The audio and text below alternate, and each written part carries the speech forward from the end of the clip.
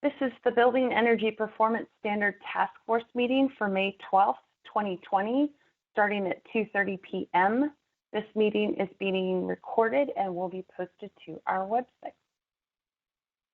Thanks for joining us, everyone. This is Sharon. I'm with the DOEE, and we are going to get started.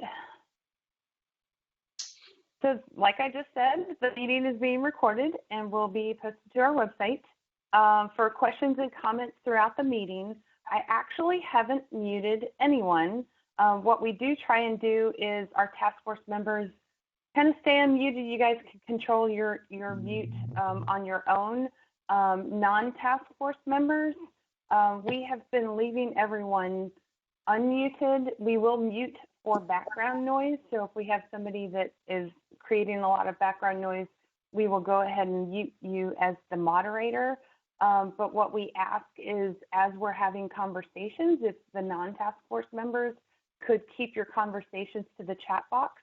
And if you bring up like a really interesting comment or we'd like to hear more about that, we'll call on you. We'd like to do that because we have so many task force members that we like to try and get their conversation out first, especially for these virtual conversations.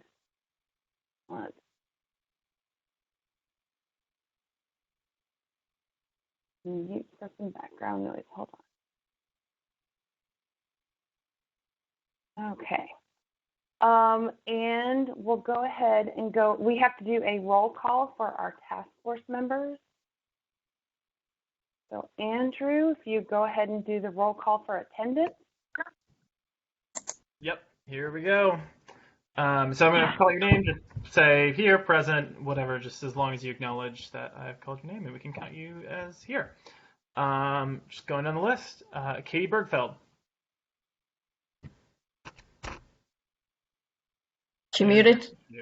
I saw her lips say here. I was double muted. Here. Patty Boyd, you're up next. I am here. Ben Croft. Here. Marshall Duer-Balkin. Here. Wendell Felder. Asa Foss. Dave Good. Here. Max Greninger. Here. Adrian Gross. Here. Rush Mahala. Present. Jessica Jones. Here. Annika Longino. Cliff Majurzik. Here. Todd Nedwick. Here. Matt Praske. Here. Joe Riley. I'm here. He's doubly here. He also signed I'm here. the box. And then Jay Wilson. I'm here. Thanks, Andrew. Awesome. And we have a quorum, Sharon. Thank you. Is there, so for the non-task force members, if you will click on the chat box and go ahead and register your name, your organization, your email to sign into the meeting, then we can register that you're here. If any of the task force members that actually are here, or we're just running a little bit late, if you want to go ahead and register your name or didn't get yourself off mute for part of that roll call and would like to go ahead and sign in, go ahead and do that in the chat box. We'll move on to the next slide. Is there anybody who just dialed in that is not able to enter in for anything into the chat box that would like to register their sign-in? That just called in by phone.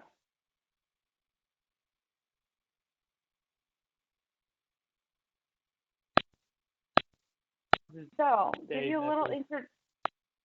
And say that again. Hi, it's Dave Epper. Yeah. Okay, thanks. I'm going to give everybody a little introduction to Blue Jeans. So this is, the task force members should be used to this by now. But for others that are new to this, your menu bar is up at the top. It's kind of the opposite of Zoom. So your camera button is on the left. Your audio controls are right next to that. If you are having problems with your broadband connection and need to switch to your phone. If you click on that little arrow where it says audio options, it will give you options to be able to dial in instead of using your computer to dial. So if you're having problems, just go ahead and switch over to phone, and that gets rid of some of those type of internet problems. The button right next to that computer screen, is how to share your screen, and nobody else is going to be doing that but me today. The red button is how you end the call at the end of the meeting, so don't click on that button until the end of the meeting today. On the right-hand side is how you switch between different options of looking at the participant list for the people button or the chat. If you're having problems with your webcam or your microphone or your speaker, you're having background noise issues, or you've got some feedback loops, click on that settings button and see if you can help troubleshoot that kind of thing. In the chat box, if you don't have that blue thing that says everyone highlighted, then you may be trying to direct message somebody, so make sure the blue everyone is highlighted. And then one other little interesting note on the bottom left-hand side of your screen is a little sliding bar. There's two different buttons. There's one that lets you control the grid of video cameras, whether or not you want to just see the person that's talking, or if you want to see a grid of at least 9 people on the screen, the last 9 people to talk. And then there's a sliding bar where you can adjust how much of the slides or the presentation you see versus the video cameras of the people. So that's a little introduction to BlueJeans. So the role of the task force, we go over this every single time. It's to advise the DOEE on creation of an implementation plan for the Building Energy Performance Program. It's to recommend amendments to proposed regulations issued by DOEE and to recommend complementary programs or policies. During the meeting, if a topic needs in-depth discussion, anyone can suggest moving the topic to a subcommittee, and it is an open meeting. Everyone is allowed to participate, but that we ask, because this is a virtual meeting and we have a large number of task force members, that non-task force members kind of stay in the chat box unless we call upon you. So this is our meeting schedule. We've had a lot of meetings so far and have talked about a huge number of topics. What we're going to focus on today is a draft rules outline and any outstanding rules issues. So our agenda today, we're going through the administrative items right now. We're going through an outline of draft rules. Then we're going to talk about any outstanding rule issues, and then we'll hopefully have some time at the very end for announcements. Katie or Kate, are there any other administrative items that we need to bring up before we start getting into the topics for today? I don't think there are, but I'm just checking. I don't have anything. This is Kate.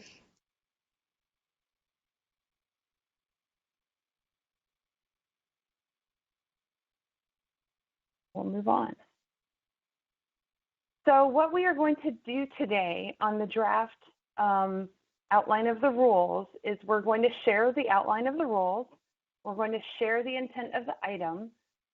We're going to collect your feedback. We're going to do this kind of similar to what we did last week, where we ask about what are your concerns, kind of get some considerations, what's your feedback about what we're presenting, but we're not going to wordsmith any language. We are not actually presenting to you the legal draft language that's going to go forth in the rules, because trying to wordsmith legal language done by the general counsel with 17 people, we didn't feel like that was going to be a very productive use of our time today. So we are giving you an outline of the rules and their intent, and we're going to have the conversation that way.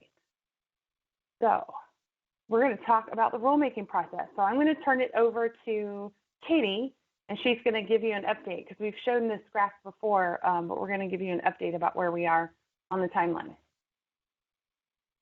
Yeah, so y'all can hear me, right? Yep, okay, making sure I wasn't double muted because I'm on my phone today.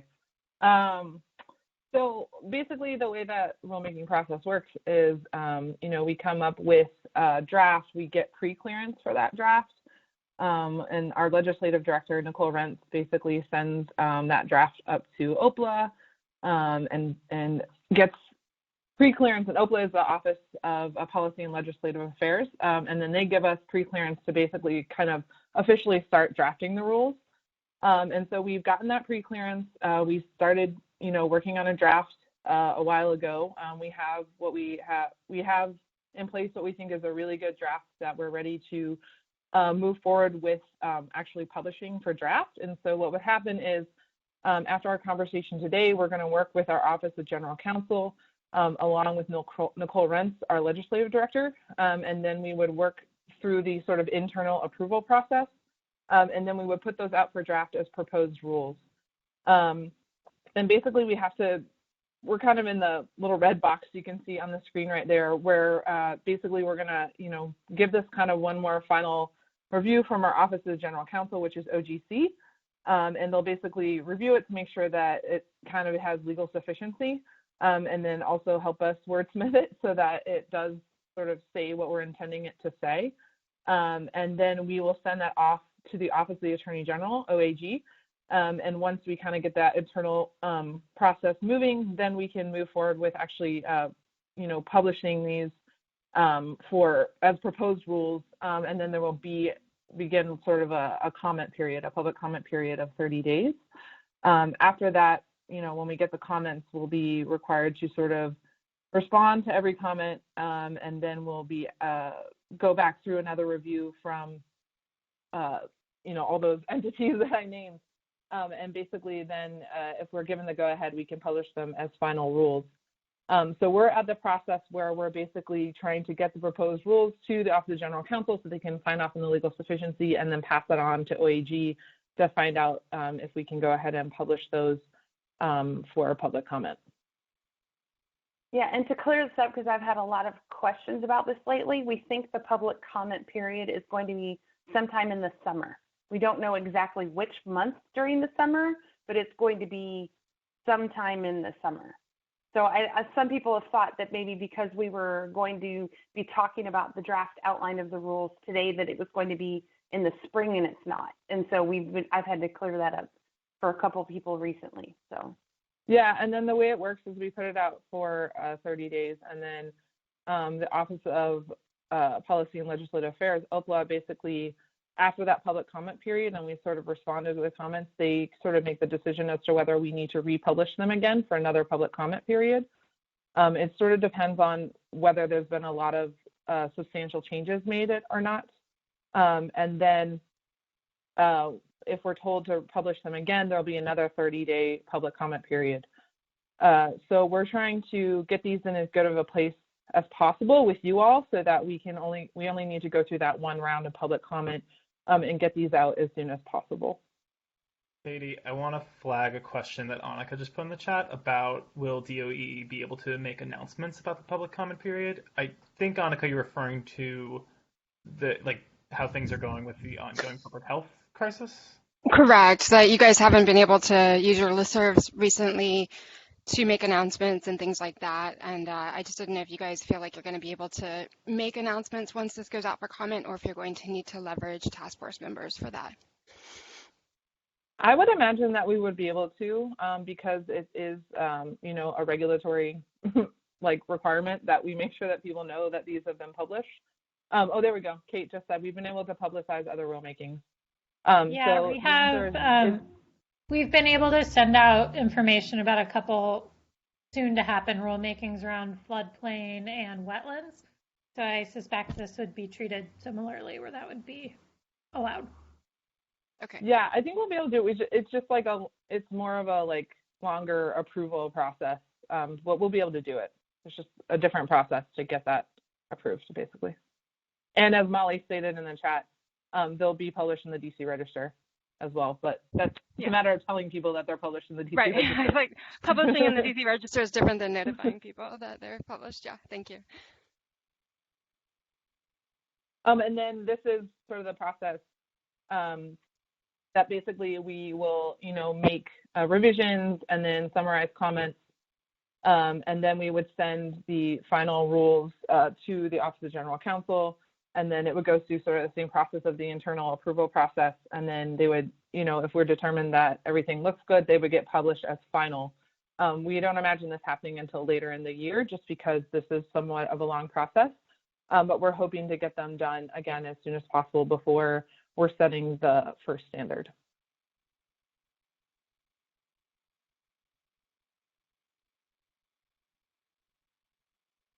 If there's no questions on that, then we will keep going through. So this is just, again, another reminder where we are. So we kind of do this check-in every once in a while to say sort of this is where we are on the timeline. We haven't moved very far. It seems we haven't moved far, but we have moved far in reality. So if you look here, we started meeting in December. Our draft rules are with OGC for review. They've been working and giving comments, and then after the meeting today, we'll probably have another sort of go around with them to make sure that everything looks good based on any adjustments we make based on our conversation today, and then hopefully have them ready for public comment by summer 2020, as Sharon mentioned. And then we'll have that minimum of 1 round of public comment and hopefully have them published by the end of the year, and then setting the standard towards the end of the year. So that's sort of where we are right now, making our way slowly but surely. So the other thing we wanted to discuss with you all is based on all the work that we've been doing with all of you, we wanted to kind of discuss the idea of having some sort of formal report or formal list of recommendations that came out of our discussions with you on the rules. And so we were thinking that, you know, you all have done done a lot of work, and you've done such a great job at really sort of helping us pinpoint the issues that we need to be addressing as we're building out the rules. And so we wanted to see if there's a want or a need to really create this final report. And we've already started working on it a bit. And I think we're getting a lot of questions in the chat. I'll keep talking, and then someone can tell me if I need to stop and answer questions in the chat. So I think that we're trying to figure out, you know, if there's sort of a report that's drafted up, and how we want to go about releasing that, how you all want to go about, like, you know, do we want to have everyone sort of sign it? Do we want everyone to, you know, how do we want to go about getting that drafted and putting it out? And then the idea of maybe releasing that at the same time as the public comment, so that folks that are coming to give us comments would know that these are discussions that we already had, and these are the, you know, some of the things that, many of the things that are put in the rules are things that we built out based on discussions that we got from the task force. And so I think we wanted to just open it up for discussion, right, Sharon? Yep. Yeah. Yeah, I think there's 2 different needs. There's a need for a report of consolidating all of the information that was discussed over all of the task force meetings, just as a formal report going out to the general public. But then there's also a little bit of a guidance document to accompany the public comment round of the rules, so that if somebody looks at the rules during the public comment round and go, well, why on earth did they do that? They might be able to refer to this document that says, oh, okay, well, they had this big amount of discussion in the task force meeting. Here's the analysis that they did. Here's the link to the notes from the meeting, and they put some thought into it, so I won't argue. Like, you know, or something like that. It's just a little bit of extra guidance for that public comment round to help them understand maybe why we made certain decisions. So we just wanted to get some feedback about what you guys thought about that. And this is how we're kind of putting it together at the moment. We're starting to flesh out, take all the notes from the meetings, the analysis that Andrea and I did, and putting together all the stuff for the meetings that we did, and starting to flesh this out.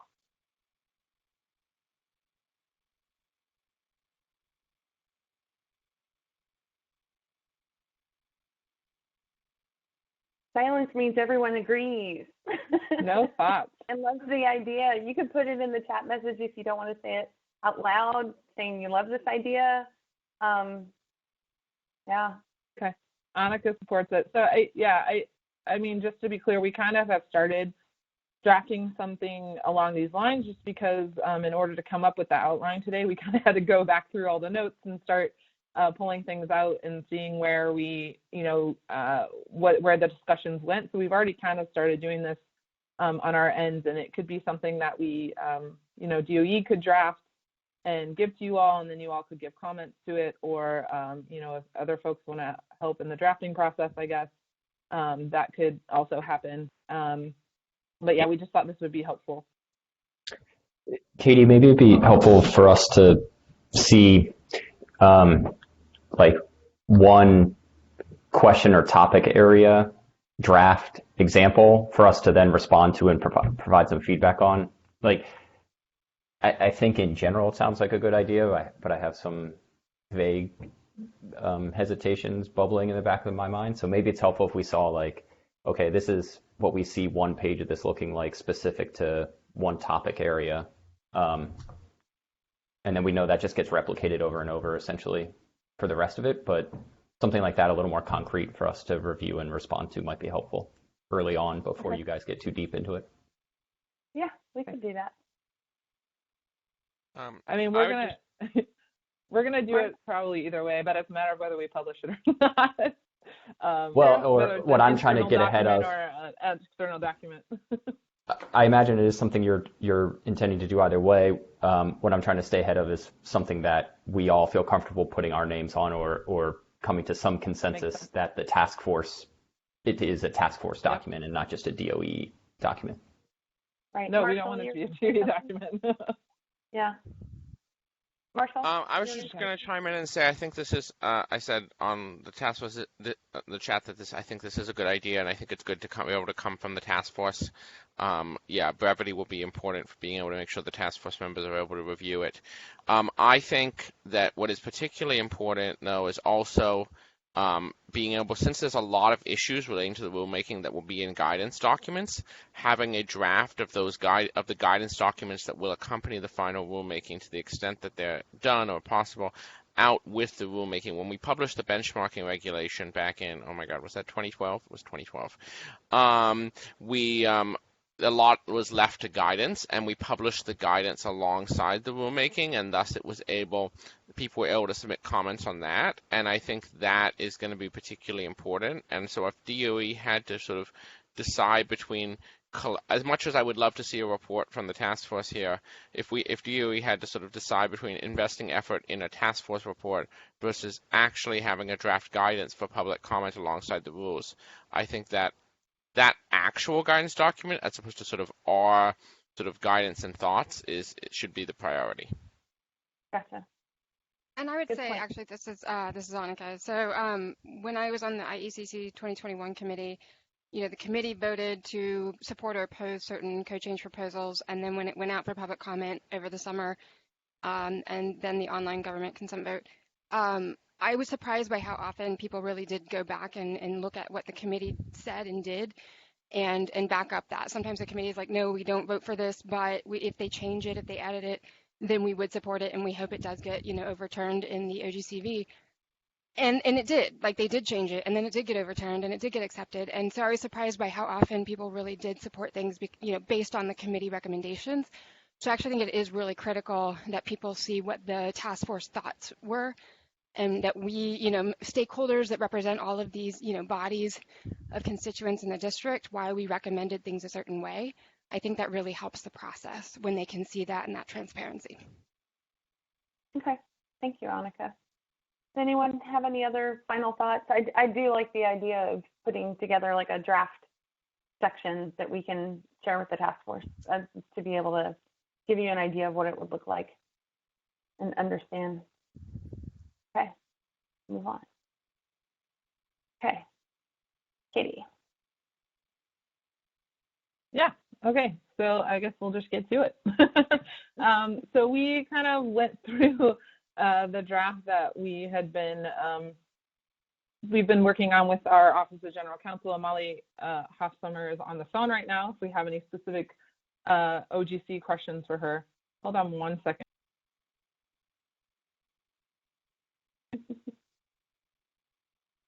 Okay.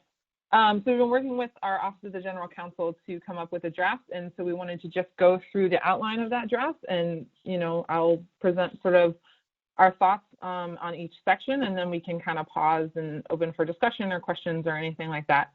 So this first screen right here is just showing you the different sections that are going to go within the rules. One will be, the first section will be applicability, so determining whether the rules apply to you or not, basically, is what that means. Two will be the efficiency requirements, if the rules are applicable to your building or your property. And then the third section will be the reporting and verification process. The fourth section is going to be the exemption and delay of compliance, so giving details on how to, sort of who is allowed to apply for an exemption or a delay of compliance, and then sort of spelling out the process for doing that. And then the last section will talk about the fines and penalties for noncompliance. And so what we're going to do today is just go through sort of more of a detailed view of what each of those sections and how we've kind of laid them out. And then, as I said, we'll kind of pause after each one and let you all give your comments or your thoughts or feedback. Yep, and to add to that, we tried to highlight where there's going to be a guidance document. So you'll see a little part where it says guidance document, and the guidance documents are, of course, not all fully fleshed out yet. We also tried to highlight where there was a task force recommendation, but a very large percentage of what we talked about actually are going to go in guidance documents. So you won't see that particular thing quite as much, so don't be disappointed when you don't see that little box. This is task force recommendation, but we tried to highlight a couple of different things, so you'll see that as we move along. There you go, Katie.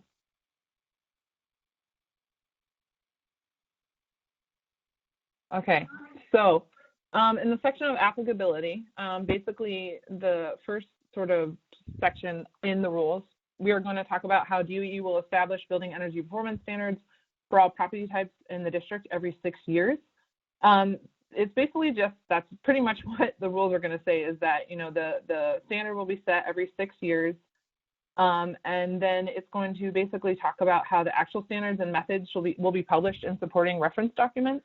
So that's something that Sharon was just talking about, is that there's certain parts where the details won't actually, you know, necessarily be spelled out in the rules, but they will basically refer to a guidance document. And within that guidance document, it will talk about how that process will come about. The second part of the applicability section, we'll talk about properties that do not meet the standard at the beginning of the compliance period will have 5 years to meet the building energy performance requirements. And then this will apply to properties 50,000 square feet and above starting in 2021, properties 25,000 square feet and above starting in 2027, and then properties 10,000 square feet and above starting in 2033. This section is pretty straightforward because it pretty much comes straight from the legislation.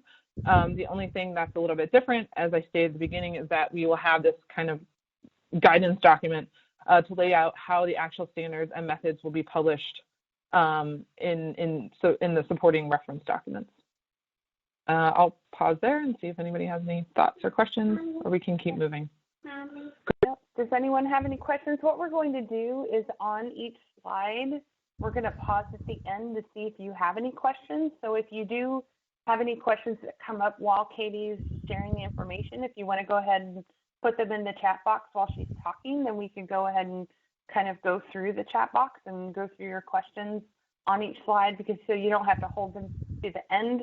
We're going to do a little bit of a Q&A on each slide to make sure that the information is fresh. So if no one has any questions on this slide, I'll give a second. Then we're going to move on to the next one.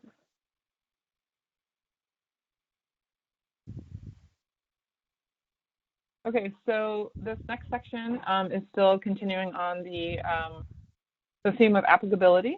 So again, this is determining whether the rules apply to a specific property or building in the district. And so the first section, or I guess this is more like the fourth section now, will basically refer to how we're going to determine the size and whether it fits in when the law is applicable to the property. And so we're going to determine the property size based on EPA's definition of gross floor area, and buildings that share energy meters or functional space will be benchmarked together as the same property. So this follows directly along with our current benchmarking requirements. We felt that it was important to really keep everything as consistent as possible with our benchmarking program, so that, you know, obviously there's no, you know, if you're required to benchmark, then you know that you're basically required to meet BEPS. at that specific date based on those different dates that were listed higher in this section. Then the other thing that we wanted to address in applicability is not just the size of the building, but the type of the building. And so in order for buildings to figure out which standard applies to their building, we said that we're going to use the primary property type from Portfolio Manager to determine which one applies. Again, this is going to be based on, there's going to be a lot of information and details provided on this in that guidance document.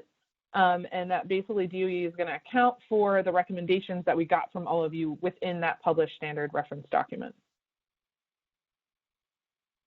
So the two main things to take away from here is we're going to use EPA's definition of gross floor area, and we're going to use the primary property type from Portfolio Manager. Yep. Does anyone have any questions?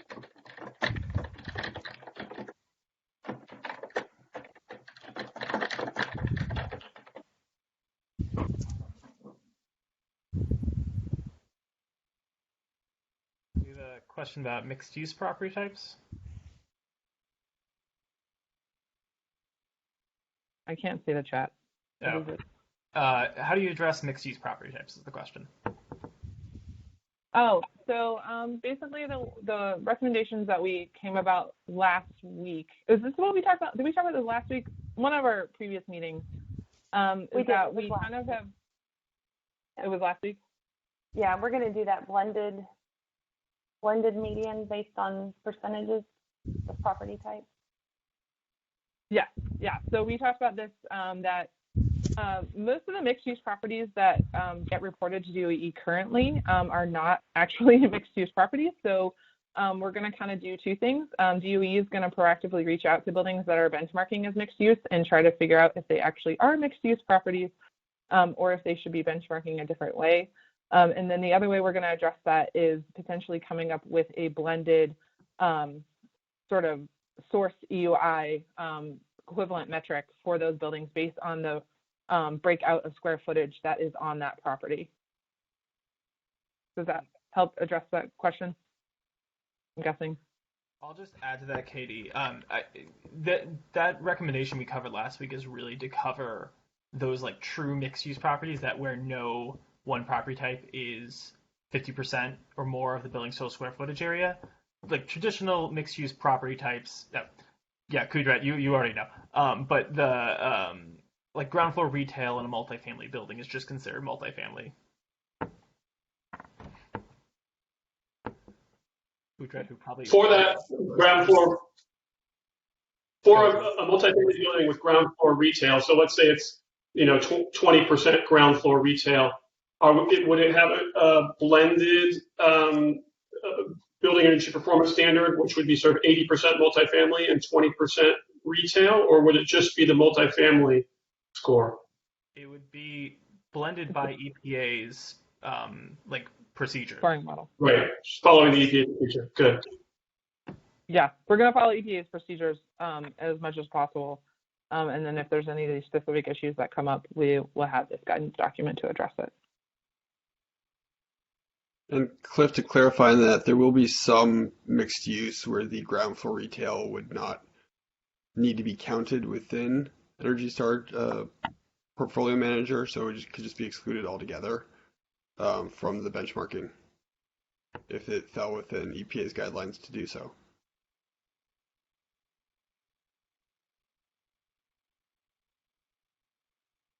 In general, some of these guidance documents might point back to EPA's guidance as our document.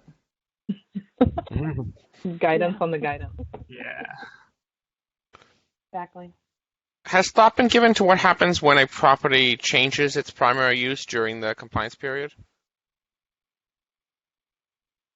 Like if it was 60% office and then it was office and now it's more multifamily. Oh, I see what you're saying, like in the middle of the compliance cycle? Yeah.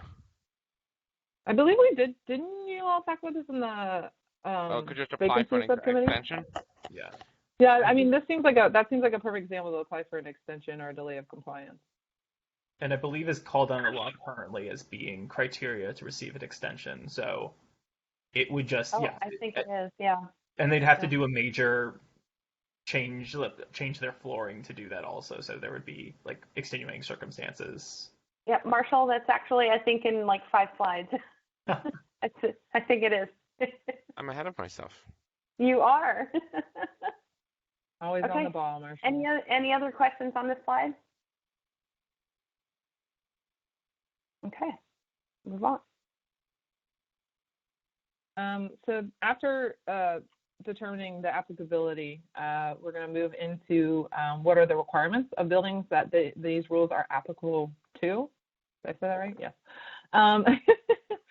So the efficiency requirements are basically going to be the requirements for buildings that don't meet the building energy performance standards that were sort of laid out in the previous section, and that will be in that guidance document, the accompanying guidance document. And so for properties that do not meet BEPS for their property type, either through the Energy Star score that we're setting or the equivalent metric, they'll have 5 years to complete one of the following compliance paths. There's the performance pathway, the prescriptive pathway, the standard target pathway, the campus pathway, and then the DOE approved alternative compliance pathway. And the alternative compliance pathway is something that, we added in there from, recommendations from y'all, which we're really glad that you all had brought that up, and we had kind of fleshed it out a bit in the last meeting. And we really like the idea of creating a reference document that will have currently approved ACPs in it. And so we would both publish kind of guidance on, what is the base criteria for someone who's trying to get an alternative compliance pathway approved, and then also previous ACPs that had been applied for and sort of what our decision was. Does anyone have any questions on this slide?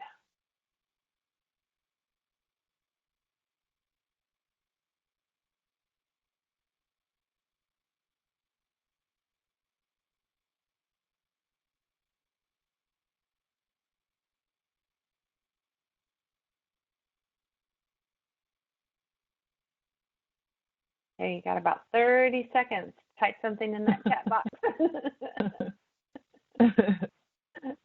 Yeah, Molly has a clarifying point in case anyone was confused about why we kind of changed the wording here from compliance pathway to efficiency requirements. Just that under the law it talks about performance requirements, whereas I think colloquially we've all kind of said compliance pathways, which is maybe not how we're going to refer to them in the actual rules. But it's the same. Yeah. In that case, should we be calling it energy performance requirements rather than efficiency requirements? Yes, this is a typo on the slide. We probably should. It's a typo, and we should all probably start talking about them as energy performance requirements. So we'll start this whole talking about slide. that. Giant Okay. typo. Yeah. Gotcha. Awesome. Okay, then we'll move on. Any other questions? Last chance. Okay. Okay, so that is the second section. The third section is moving on to what the reporting and verification requirements, or reporting verification process will be. So we're talking about, is this applicable to you? What do you have to do? And then how do you show compliance, basically, is this third section. And so in this third section, building owners will have 1 year to inform DOE which building energy performance requirement pathway, quote unquote, that they aim to meet. Buildings that don't report that will just be defaulted to the performance pathway. So basically, anybody who's choosing any pathway or performance, what did we say, energy performance requirement, other than the performance pathway, needs to inform DOE of that within 1 year from the date that we set the standard, pretty much.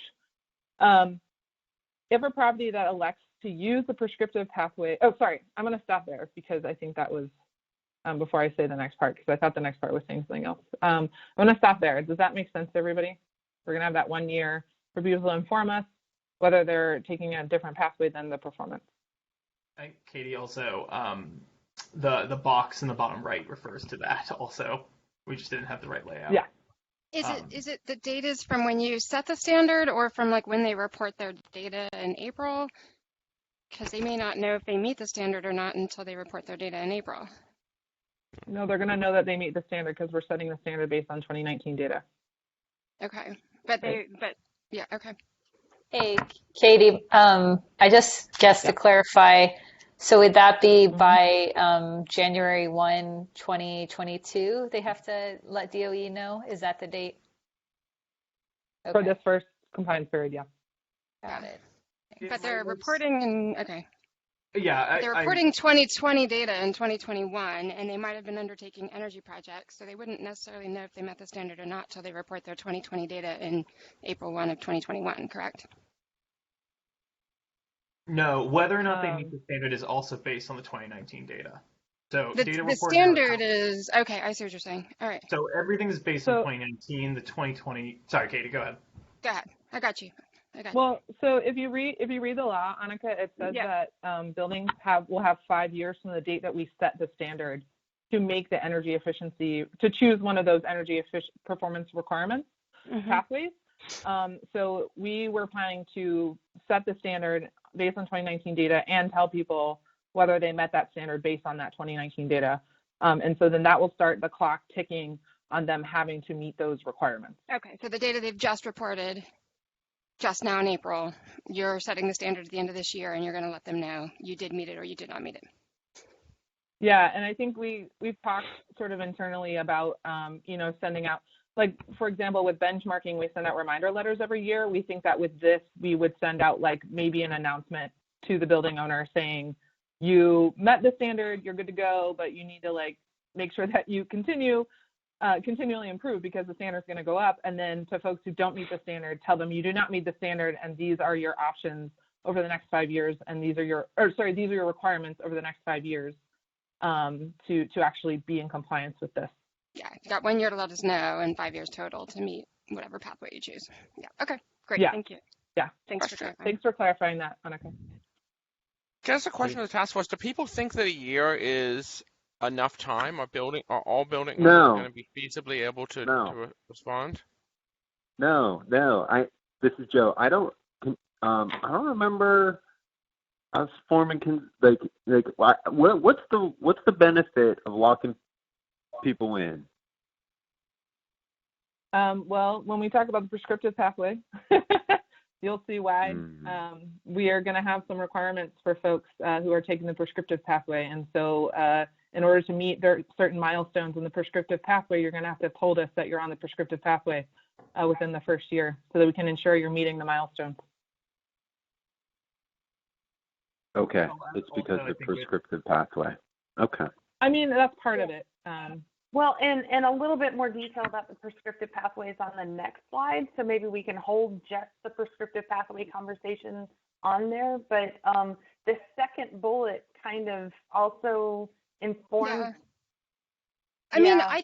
I think that the prescriptive pathway could be held to the year. I think like an ACP potentially, maybe just applying for that within the first 2 years. Maybe someone's trying to do something really advanced and, it takes some time. But the standard target pathway, maybe they're on the performance standard path and realize they can hit, the standard target. Like if they didn't announce that to you at the beginning, are they not going to be able to get that as a pathway? Like that doesn't make sense. Good comment. I would agree with that. I mean, maybe is the idea if you want to use the prescriptive or the prescriptive pathway, you need to elect that within a year. Maybe it makes a little more sense. Yes. And you could also the second bullet kind of calls this out, but if you go down the prescriptive pathway and it's not working for you, you could like default to the performance pathway was the thinking. I think I'll add on to your point about ACPs.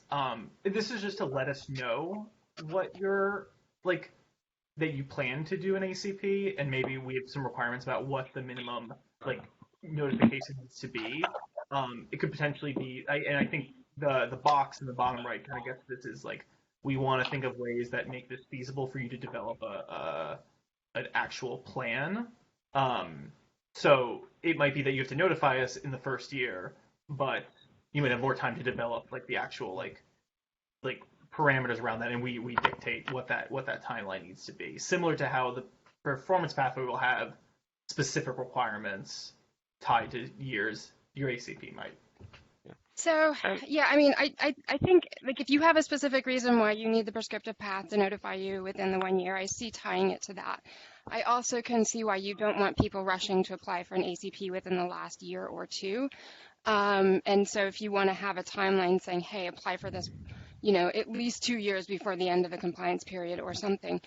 But, I don't think you should apply a blanket requirement to all compliance pathways because you're just trying to get at one of them. Mm-hmm. I would agree with that. And I also say that one thing to think about is what happens if someone applies for an ACP and that ACP is not accepted. What other path? If they're doing that and it's after a year, now the prescriptive pathway has precluded them from them as an option. But they shouldn't be locked. Which is, I think, maybe they should be. You might want to consider a way for them to be able to, if you were all trying to get an alternative compliance path that didn't get accepted, you're not applying late for the prescriptive path due to solely your own delay. So maybe there's a way for them, if they want to then go the prescriptive path, to opt into that later. Certainly, they should be able to do any of the other pathways later. I mean, the year is a deadline. We hope building owners would propose stuff before the deadline, and we can. Yeah, but you then have to review and approve that. It takes time, potentially. Yeah, absolutely. I would just love to hear from the building owners. So Joe, Matt, Jen, any of you, it'd be great to hear your opinion on this. I think I'd like to have the rest of this bullet point and the prescriptive path bullet points laid out. Maybe I'm trying to hold off until what I've told is on the next slide, because I do have concerns about having to declare prescriptive path within the first year. But maybe once it's all laid out, you couldn't have much designed and priced up in a year, and so you might get to that spot and be like, I don't, so yeah, it's, a year goes by really fast when you're, planning and pricing projects from scratch, right? So, I'm going to be in favor of keeping as flexible as possible. And as long as we're reducing, the energy and, emissions by the end of the 5-year cycle, I think, mission accomplished. But I'm less I understand that, there's processes that you've got to put in place, so you can manage it. So I want to respect that. But, just from the owner's perspective, that's where we're coming from. Yeah, and thanks, Joe. This is Jen. I think I'll just echo Joe's comments. I mean, more flexibility is always helpful, especially when you have about 300 or so buildings in the portfolio. I don't know if we'll have this down to science within the first year about what's going to be prescriptive and what's going to be performance for all those 300 buildings. So I just would like to better understand, the thinking behind the 1 year limit.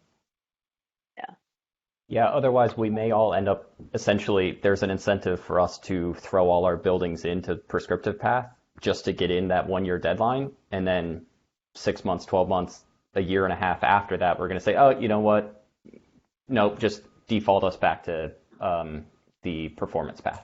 Matt, I think that's exactly what will happen. That's a very good point. I mean, that's a very good point. But that's not really. I mean, that's not a major concern from our standpoint. If you're not meeting the milestones based on the prescriptive pathway, then you'll be defaulted to the performance pathway. Yeah. You know what? So that's one thing, but the other issue then is, and I want to hear what's the logic and the thinking behind having milestones for the prescriptive pathway, because that I'm still a little skeptical on. Understood. Katie, let's go ahead and finish the slide and get to the next slide, and then we'll revisit these questions again once we get to the front, because then we'll have a little bit more information to kind of reflect back on. Yeah. So I want to move on to the last bullet point on this page, because I think that it's also important to note. So we are also planning to put something in the rules that states that if a property elects to use the prescriptive pathway in cycle 1, fails to show a 20% reduction in site UI, they will not be able to select the prescriptive pathway for the next compliance cycle.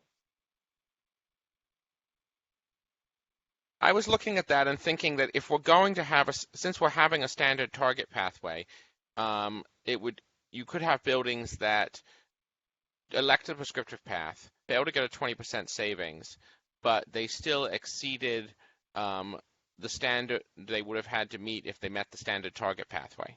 So that's worth considering. Now, this is actually a task force recommendation that we talked about real briefly like 2 or 3 months ago, where we talked about, well, if somebody chooses the prescriptive pathway, but their actual performance doesn't kind of pan out to the way we think it would, that they wouldn't get to do the prescriptive pathway again. Because the prescriptive is supposed to be a replacement for the performance. It's supposed to be equal to, and for whatever reason that it just didn't pan out that way, that particular building just wouldn't get to do it a second time and choose other things off of the menu of items on the prescriptive path. They would have to choose a different pathway if they were still below the standard on the second cycle.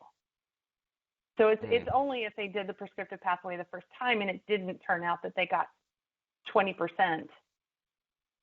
that they wouldn't be able to choose it the second time. They would just have to do one of the other pathways. To put it bluntly, the idea is that you don't get to keep doing the prescriptive pathway badly. But is that you don't get to keep choosing the prescriptive pathway, and then it's not actually leading to the energy savings that it should be. And so that's the idea here, is that if you do it the first compliance cycle and you're not actually showing the energy efficiency reductions, then you don't get to choose it for the next cycle. So the implication there is that the failure to meet it is entirely on the operator's side, whereas it could be in the method of calculating the number of points essentially assigned to each measure, right? And then it could be both.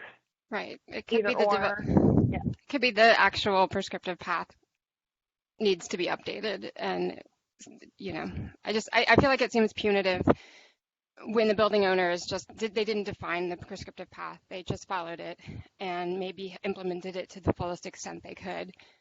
And the whole point of choosing it is to have a sure thing. I did it. I did everything you told me to do, and that way I would be compliant.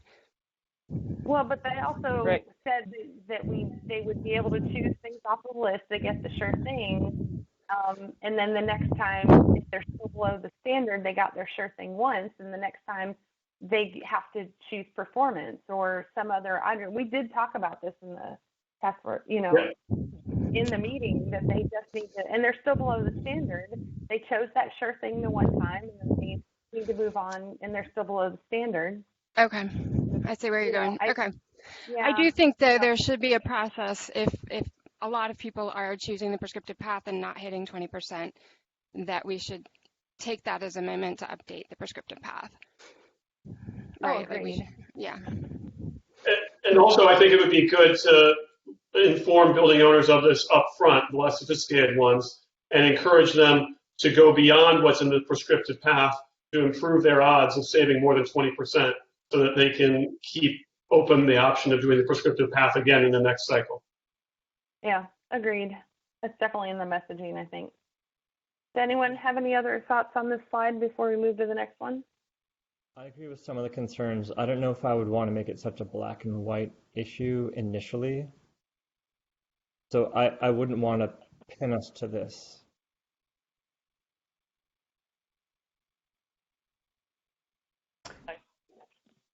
Yeah, I would just say there has to be some sort of like. Go ahead, Dave.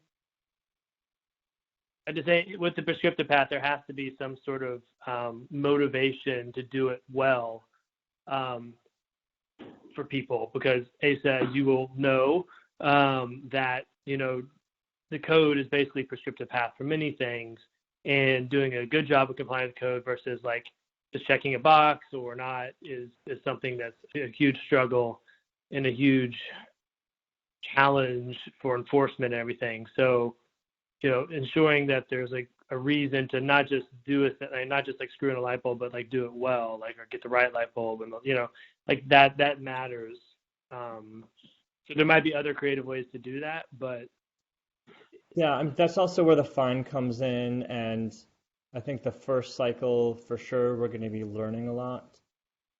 So having a really black and white rule that we're potentially forced to enforce, even though we don't necessarily want to, seems a little. I mean, I'd be less comfortable fining someone if they did something, but they just didn't do it well, versus saying next time you need to like take on more responsibility for the pathway that you choose, or this other pathway, as opposed to fining them. I'm not talking about people missing something or refusing to do it.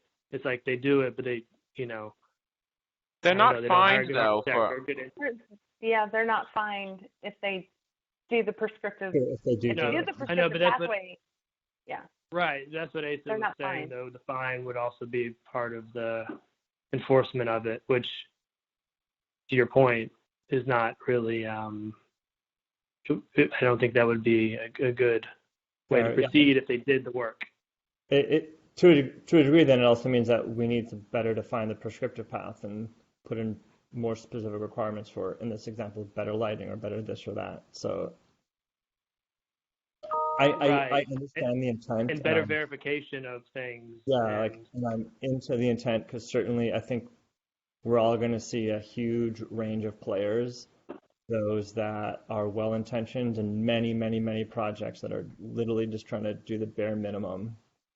But we just need to be careful that.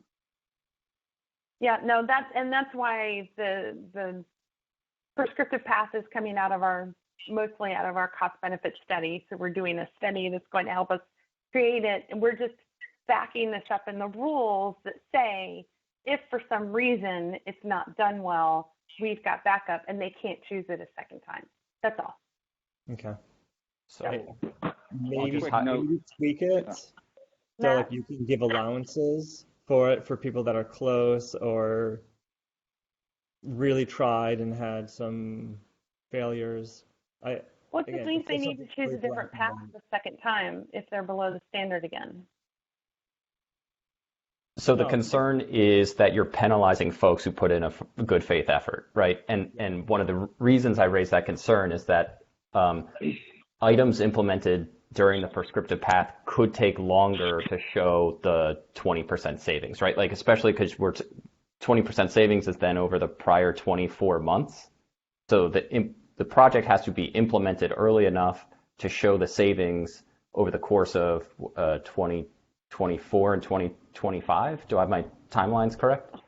And so you're really kind of whittling down to a pretty small window of opportunity there. And someone could have taken the full good faith effort, implemented all these measures, but they were implemented on such a timeline before the end of the 5-year cycle that those savings aren't going to show up and hit a 20% reduction by that 2-year time frame. So that's my concern, that some folks how I can see many folks getting penalized by that.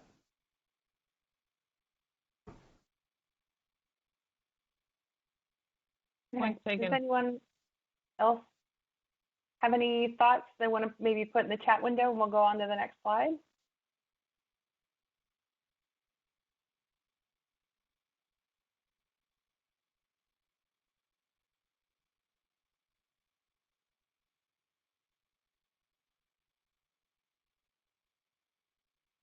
Okay, Katie, we're on the next slide.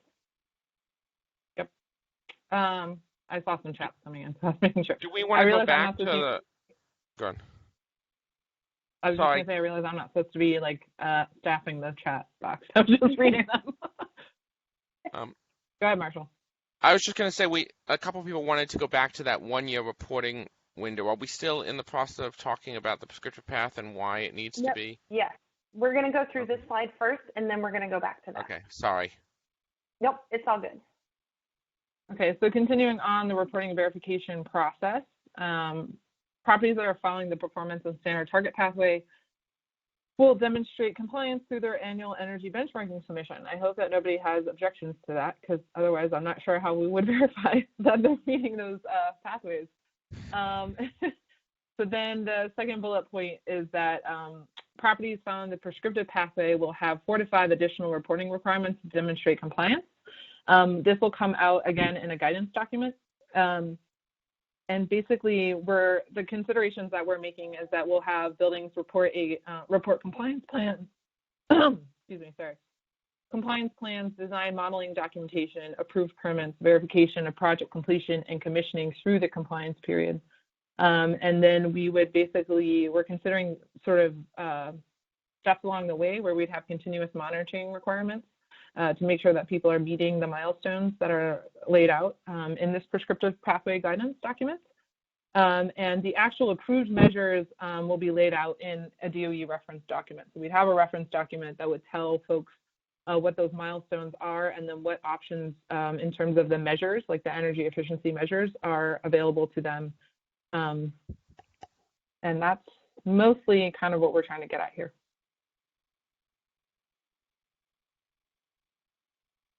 Okay, does anybody have any questions? Yeah, why do you model in a prescriptive path? I understand why you would be modeling in a performance path, but in a prescriptive path, I wouldn't expect anyone to be doing modeling. I think it depends on the project. That's why we put design/modeling documentation. So it depends on the project you pick off of the list as to whether or not it had design and or modeling documentation as part of the project documentation. I don't know if they're talking about like energy modeling necessarily, but something like, like HVAC sizing, like those types of things. I don't know either. Yeah, just curious. I just want to make sure there's like what the expectations are. It just seems like if it is some kind of energy modeling, then it's sort of like a scope creep over into the performance pathway. Well, we haven't fleshed out this whole entire guidance document yet, so we're trying to keep the language very general at this moment for the rules to be able to build out the guidance document in a lot more detail. Yeah, I worry that might be confusing if we do use modeling language. Point taken.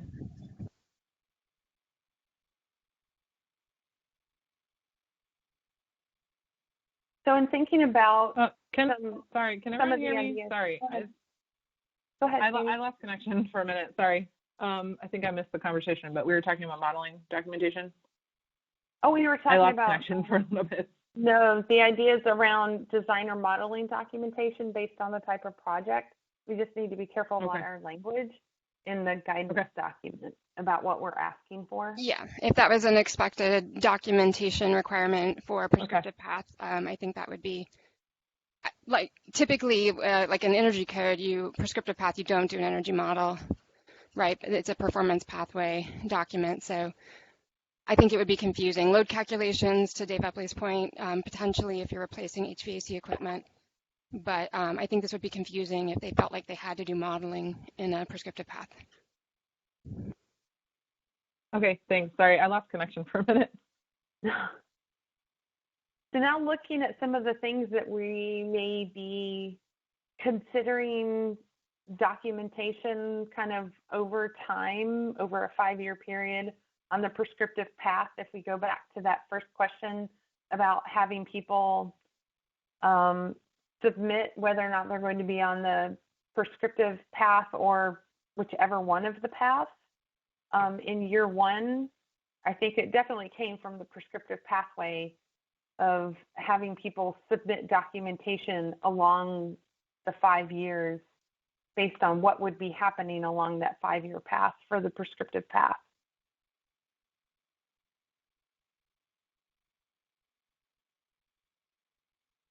Did anyone have any questions or comments about everyone submitting their plan within the first year? Or which pathway they would be seeking? Yeah, one note, many property managers start their budgeting season fairly early during the year, sometimes as early as June. So really it's a 6-month kind of period. They'd like to know any projects by that time in order to include them in the budgeting if they're going to choose prescriptive pathway. So not quite a full year time period they would have, so to say, to make that decision. When are they making decisions by? So they're starting in June potentially, and then like when are they?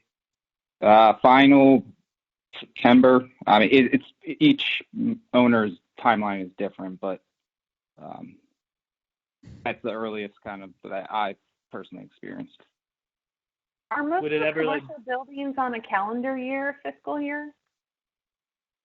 I'm sorry. Yeah, sure. All owners, there's no rhyme or reason, right? There's everything in between, calendar years, fiscal years, following the government years, we do a lot of third party, and there's I've a 2021 budget that was due at the end of April, so it was, these things can be all over the place, and I do think you're, part of the prescriptive pathway is an important tool because it, achieving 20% can be really, tough, especially, for many reasons.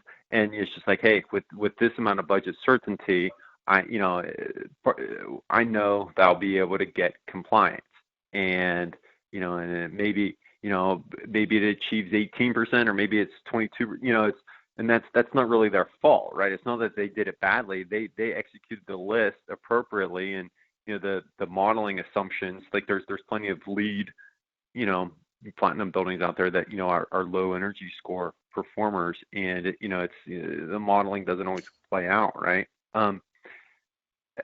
I guess if you could give, the more time you give people to decide, I think the more true the spirit of giving people a prescriptive pathway rings.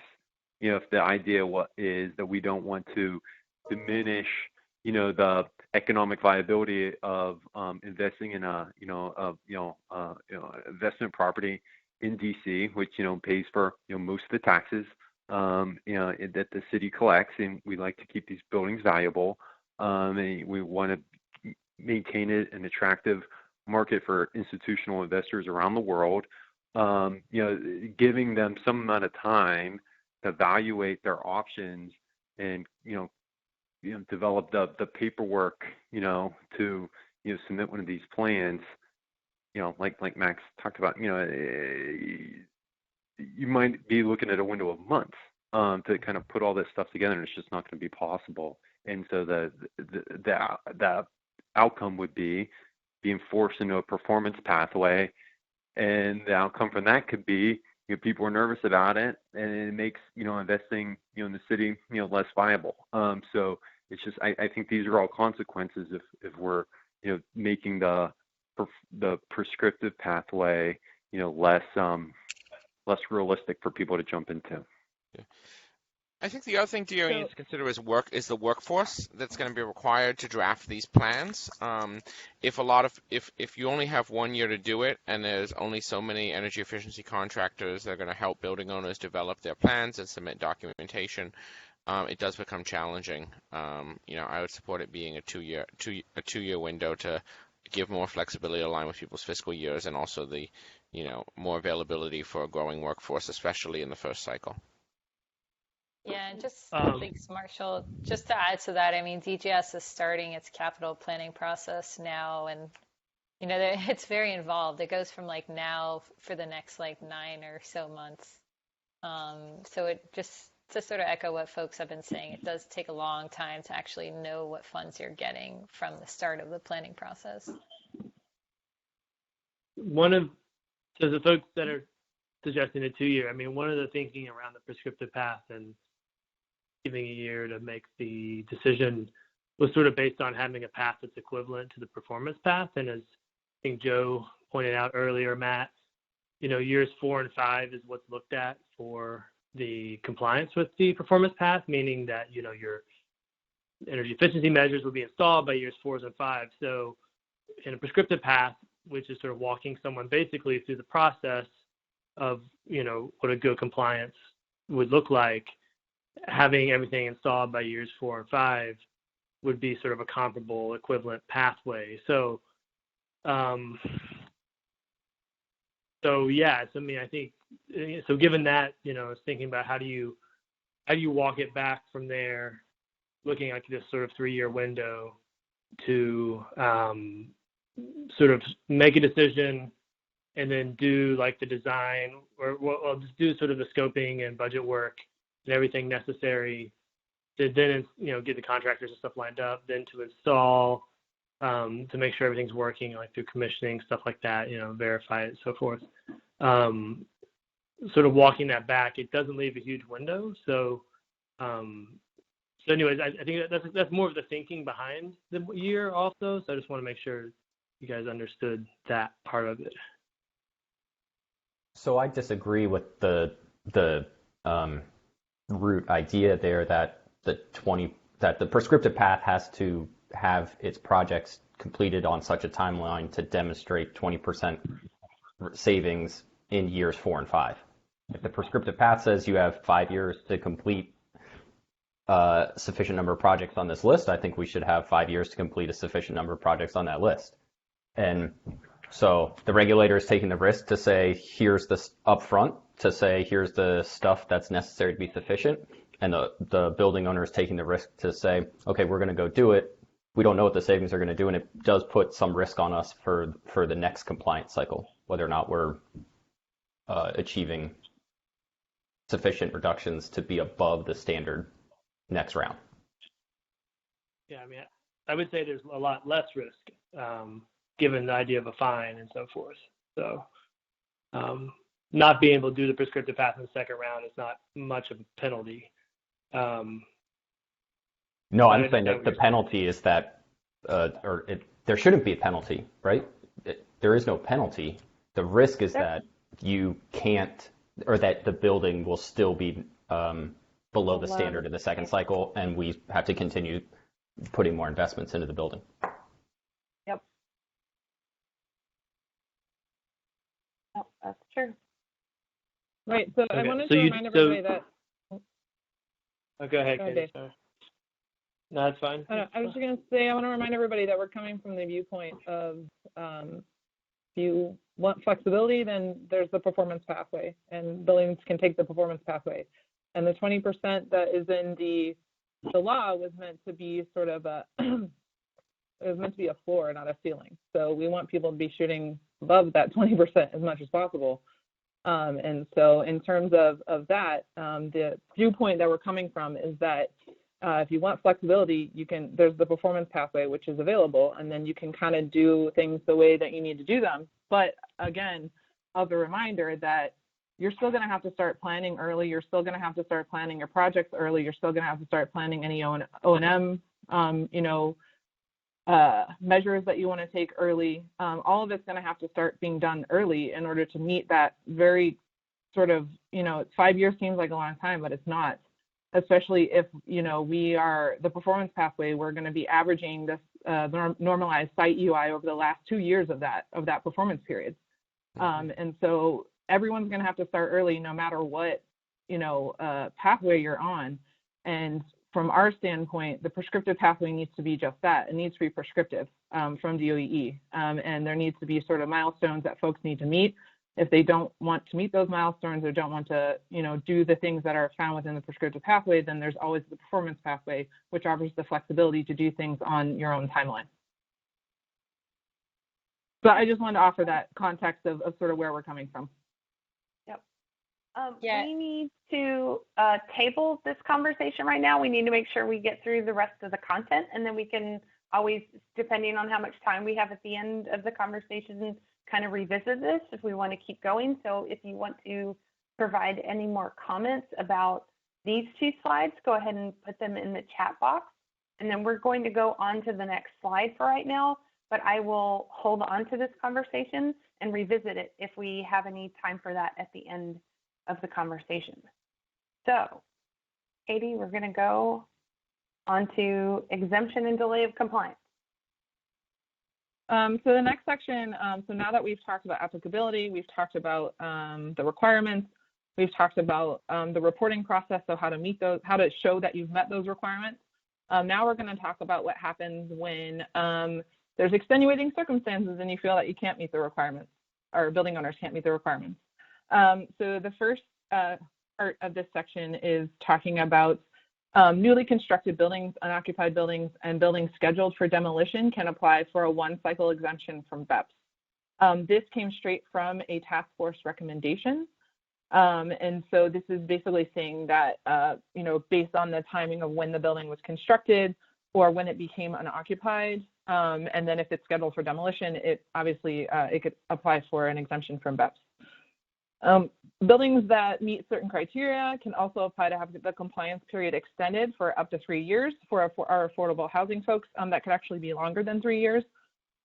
As we mentioned, this would be something that we feel that building owners would need to apply for, and then there would be some way of reviewing those requests and then either granting them or not granting them, or granting them with conditions, things like that.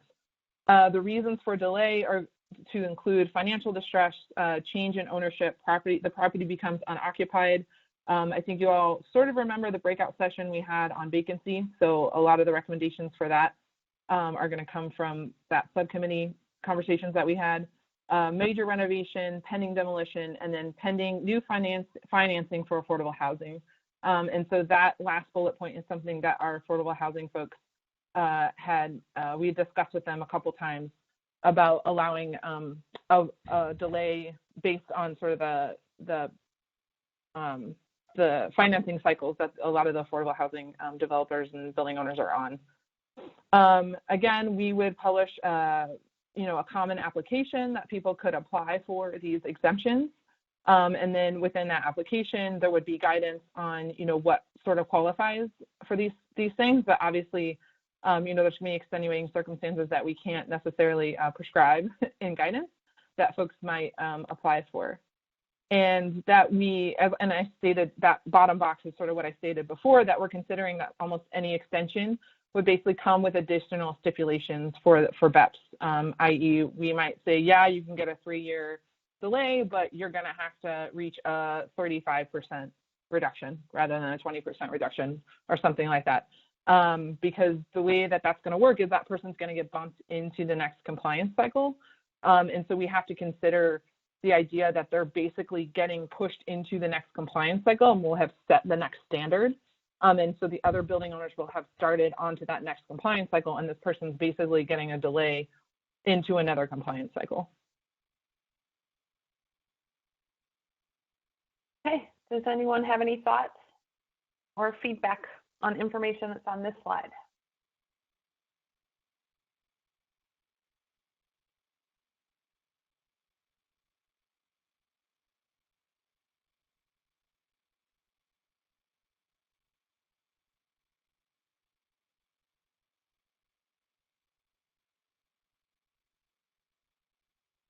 And we've had a lot of discussion about most of these things in the regular task force meeting. So it sounds like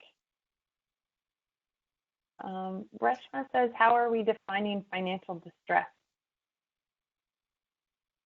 I don't know if there's a predefined definition anywhere, or it may be case by case. Yeah, I'm imagining it to be a case by case thing. But maybe, if you all think that there's certain stipulations we should be putting in there, we're certainly open to suggestions. Other cities do have some definitions around financial distress, including things like if an owner is in default on their property taxes or a lender in default on their loans or things like that. Cliff, could you put maybe like who you were talking about? And that sometimes there's an echo to your voice. If you could put in the chat box who you were saying might have that, so we can look that up in the chat box later. That would be awesome. This is Reshma. I'm curious, so just playing this out, so a rent-controlled property that's naturally occurring affordable housing that is not applying for new financing through, through the DC government RFPs. They're not necessarily in financial distress, but they would need to increase their rents and apply for a hardship waiver to be able to generate enough cash flow to make the improvements. What would they fit into?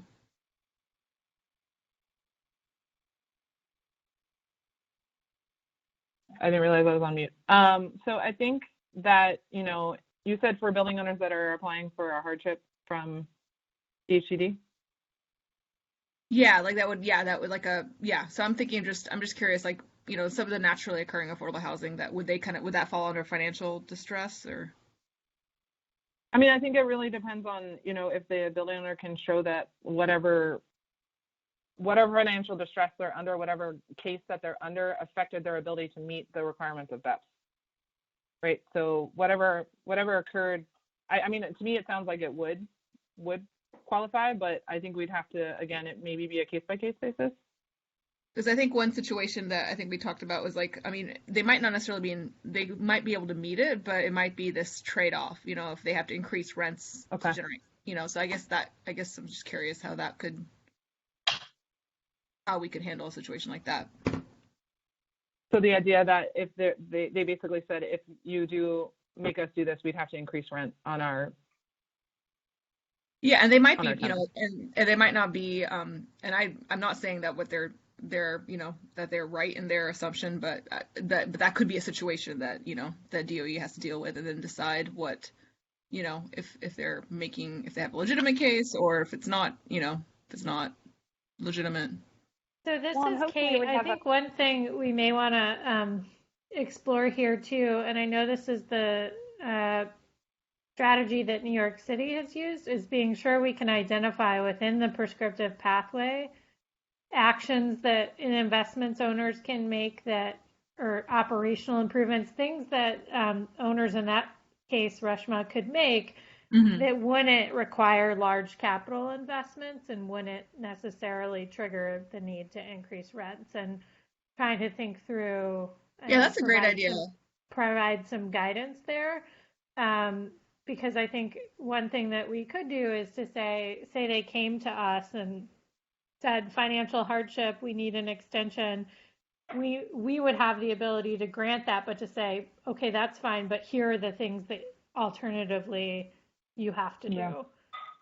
I think that's a great idea, because it could go both ways, because otherwise, if we easily granted exemptions, then they could also use that as an excuse too. So I think that's a really good point. Right. Because at some point, it would be great for those tenants to realize the energy efficiency improvements. It's just figuring out a way to do it that minimizes, the need for investments early or, Yeah, I think that's one struggle, because those properties probably need the most support. Like they need to be improved. So that's the other challenge. Hi, this is Adrian. I just wanted to raise the issue of capital improvement petitions and just whether or not, and how DOE will, deal with those who may be waiting for their petition to be heard and completed. Can you tell me a little bit more? Right. So through the way that, Reshma was referring to potentially having to raise rent for capital improvements. Oh, I see. I mean, there's a process and a hearing that needs to occur for that. So just, wondering, if delay of compliance can be granted in that scenario. I mean, I think, if it's something that's out of the building owner's control, then again, it would be something we'd consider on a case by case basis. And, if it's something that's out of control that they're waiting for further documentation from, that's holding them up from meeting the BEPS requirements, then we could definitely consider that.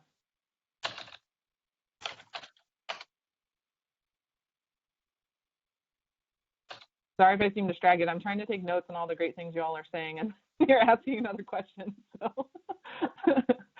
Katie, we have a lot of people taking notes. You don't have to take notes. That's true. Sorry, I'm like over here trying to take notes, and then I forget there's like 5 people on the phone taking notes. So I'm trying to do too many things at once.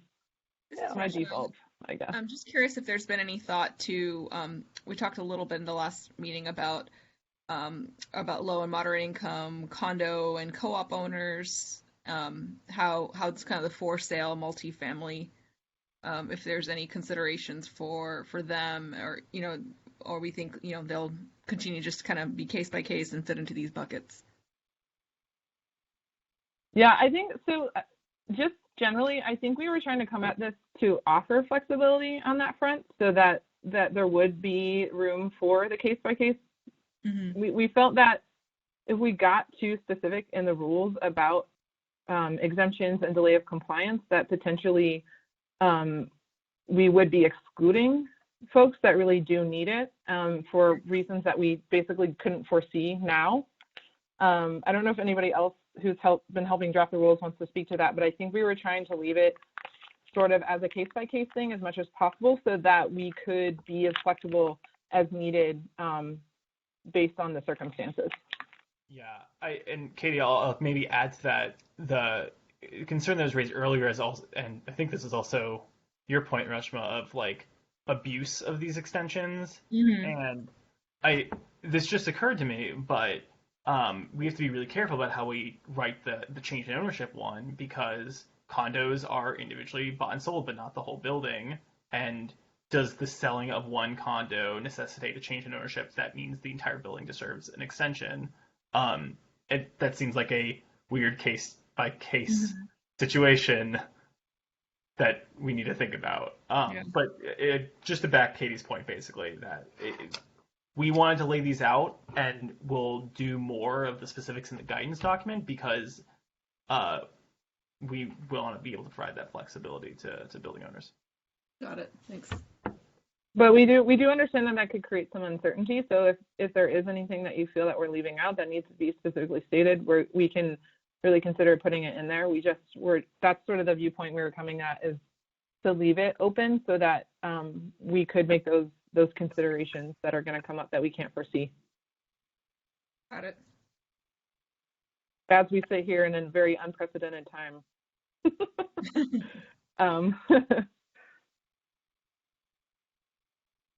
Does anyone have any other thoughts on the content on this slide?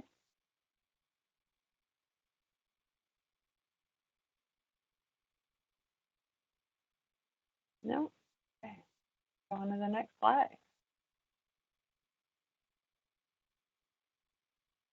So the next one is everyone's favorite section, I bet. Just kidding, sorry. So we've talked about applicability, we've talked about the energy efficiency requirements, we've talked about the reporting and verification process, we've talked about what happens if you feel that you have extenuating circumstances that you can't meet those requirements, and now we're getting to the folks that don't have extenuating circumstances and did not meet those requirements, and sort of what happens to building owners that are in that situation. And so the law gives us the authority to assess penalties on those building owners. And so this section basically lays out what those penalties are going to look like. And basically it starts off by basically talking about properties that fail to comply with a pathway other than the performance pathway or standard target pathway will be put back on the performance pathway. All fines will be calculated using the performance and standard target as the basis of the fine. Properties will assess a base penalty based on their square footage bin. And if you look over on the right-hand side of the slide, you will see the different bins that we've come up with. So basically, larger buildings will be fined more than smaller buildings generally. It really depends on a mixture of how big your building is and then how close you get to that 20% reduction. And then the penalty will be adjusted based on a property's performance relative to its target. So the way it's going to work is there's going to be a base fine that is pretty much stated in the legislation for these different bins. And then the penalty will be adjusted based on sort of how close you get to the target, the energy efficiency, the energy performance requirement target. Did I say that right, Molly? And so then the other thing we wanted to point out here is that we know that you all have sort of raised a lot of great points about the terminology that is in the rules as to whether this fine can be passed on or not to tenants. And so we basically said at the bottom in this right-hand box here, you can see that we will take suggestions from you all on what the fine terminology should be, and then we can work with our general counsel to determine what's appropriate within our authority and under the law. And that's sort of addressing that point of, should we call it a fine, should we call it a penalty, should we call it an assessment, or whatever other terminology you all had thought of. Katie, do you need to get clarity on that like this week if the rules are moving forward? We will get What's the clarity. timeline? Oh, you mean clarity from you all? On the Yeah. on the terminology. Yeah, that would be helpful. Yeah. Matt, you have, I think, what you need from us, right?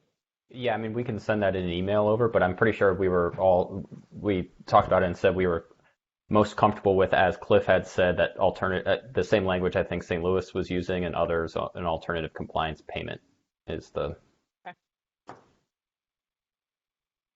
best option. Okay. Yeah, Matt, if you can follow that up with an email, that would be awesome. Okay. So, off of that note, does anyone else have questions or thoughts or reactions to sort of the other things we've laid out on fines and penalties?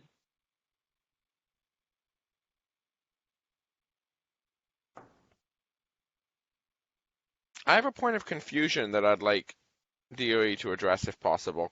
I feel like it's been somewhat inconsistent. Like, is when you say the performance or the standard target adjust relative to target, is performance adjusted based on how close to a 20% reduction you get, or how close to your standard you get? Because conversely, a building could get very close to the standard but not make many savings, versus a building could get 90% but still be super far from the target. So I'm not sure which you're saying. Katie, do you want me to? Yeah, I don't think I'm completely understanding the question, but go ahead. We use it usually because we want to give the flexibility for building owners that define them being easier to hit the standard target pathway. The way we'll calculate it, though, is not just like you're at a 68 and the standard's a 70, you're 2 points away, so it's like reduced by whatever that margin is, because that assumes you started at 0, which you didn't. You started pretty high up, so it computationally it's pretty much the same. Whereas, let's say you have those 2 points that represents 100% of your fine. If you get one of those points, your fine's only reduced by 50%. You have to make it all the way to reduce your fine all the way. Otherwise, you still have a hefty fine. So it's balanced so that the fine is not weighted towards those, or not like underweighted towards those buildings that start closer to the standard. But if you're a building that is really low performer and you make it 18% of the way there, but you're still really far from the standard, do you still get most of that reduction because you made it most of the way there, or not because you're still pretty far? Yes, because your target was 20%. 18 out of 20% is what you're targeting. Is 10%, right? Yeah. So you get your fine reduced to 10% of the base fine, because it's not where you're relative to the standard, it's relative to what your target is, and your target can either be 20% or it can be the standard. Got it. And Andrew, can you restate that second part, the scenario of a building that's in your example starting at a 68 needs to get to 70? Yeah, so that building starts at 68, so it's already pretty high performing, and it needs to get only 2 points up. If we were to reduce the fine based on their point differential from the target, that would be assuming that the building started at an Energy Star score of 1, and that they got all the way up to a 68 and didn't hit the 70, which is incorrect. What their target was those 2 points, and it's how close they get to achieving those 2 points, which determines how much their fine is reduced by. But the total fine is still the full amount, is what you're saying. It starts from the full amount, and then let's say you make 1 point, you get your fine reduced by 20%. Or 50%, sorry. Or 50%, yeah. If you're only 2 points away. So But your fine doesn't start any less by being close to the standard at the beginning of the compliance period. So their fine is the same, but it's only they are only having to do 2 points. So 1 point is 50% of the fine. The other point is the other 50% of the fine. So they have a smaller amount to go for a larger dollar amount. And I guess okay. I also want to This is a new concept, so then we've discussed. That's true. Yet. We didn't really discuss so that requires quite a bit of thought because I'm thinking through some odd incentives there. And okay. Two questions. Wouldn't it? Go on, Cliff. Thanks, Marshall. So if you actually ended up using more energy than you did in the baseline period, would that affect your fine? What does the task force feel about you went that? negative? We thought of it as like the base fine being the ceiling of the fine, but I guess where do people? I guess we would like feedback on that because that was brought up. If you went I don't know if we talked. I don't remember talking about that. We did. If they went the opposite direction. Brought up as an idea. I've never calculated that out. I don't know. I'd be curious what people feel. So let's use that 68-70 scenario. Yeah. A building needs to get from 68 to 70. Instead, it goes to a 67. That's really ugly. That's I agree with that. You don't want to penalize buildings because they started close to the standard. Yeah. That's a good point. I think the answer to both of these is you should really just it would be cleaner if the reduction is based on the amount you get towards 20%, and if you happen to reach your standard, you've complied, and so you have no fine.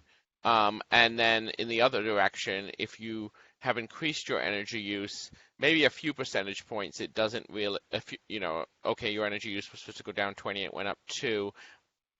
Maybe it's still the same, but if your energy use if you're supposed to drop 20%, your energy use went up by 15%, I think there should be a larger penalty for that.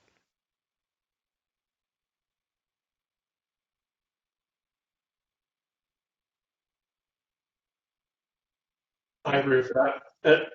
The other thing I would ask about is the square footage bins and campuses. I mean, I think some campuses may be more than 1 million square feet in total, or maybe even a couple million square feet. Would they be subject to the same bins, or would they have their own bins?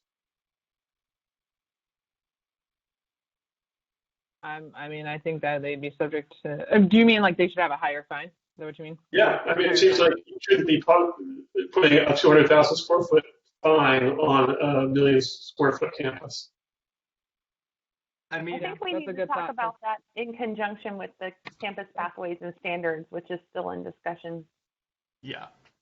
Yeah, but Cliff's point is that if we have sort of a ceiling based on these bins, then they're not going to be fined any more than somebody who's 200,000 square feet, right? That's the point that Cliff's trying to make.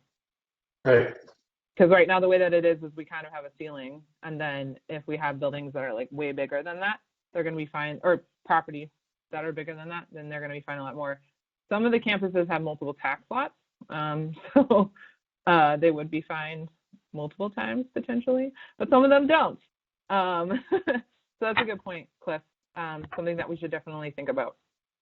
One potential solution would be to add a lot more bins for higher square footages. You rarely have to use them. Okay. Or you get a fine for every building. I'm thinking about your thought, Marshall, there.